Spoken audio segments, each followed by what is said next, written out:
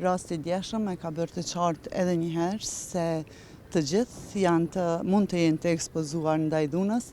dhe është tetë e rëndësishme që të gjitha instrumentet të cilat tashmë janë në dispozicion, mekanizmat të cilat i ka ndërtuar Ministria e Arsimit të funksionojnë dhe të gjitha palët përfshi mësimdhënësit, menaxhmentin e shkollës, drejtoritë komunale të arsimit, por edhe prindrit të shfrytëzojnë mundësi që i kanë në mënyrë që punojmë bashkërisht në radhë të parë për parandalimin e dhunës e pastaj edhe për adresimin e saj në rastet kur ndodhin. Përtej kësaj, me sa kam dëgjuar sot nga një deklaratë e përfaqësuesve të shkollës, atyre nuk është lejuar ose kanë pas pamundur të marrin masa disiplinore në raport me siç u tha nga shkolla, shkeljet e vazhdueshme disiplinore nga ana e shkollës, e që është tetë problematike sepse Komuna e Prishtinës e ka të miratuar rregulloren që në vitin 2016 dhe sipas asaj rregullore janë përcaktuara sakt masa disiplinore të cilat duhet të ndërmirren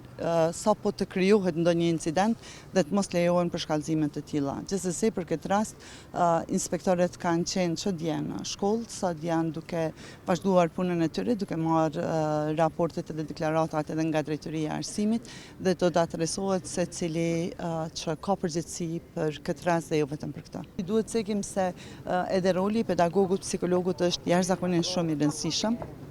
dhe për fat të keq, ndonë se si Ministria e Arsimit dhe Qeveria e Republikës së Kosovës kemi ndarë buxhetin e mjaftueshëm për punësimin e pedagogëve dhe psikologëve, në mjaft komuna përfshi edhe komunën e Prishtinës nuk janë punësuar gjithë stafi për të cilin ata kanë buxhet, përfshi edhe pedagogët dhe psikologët e shkollës. Dhe këto probleme të cilat në radhë të parë kanë të bëjnë me keq menaxhimin edhe me mos respektimin e legjislacionit, sjellin të situata të tilla të cilat janë shqetësuese për të gjithë ne, natyrisht të papranueshme dhe të dënueshme.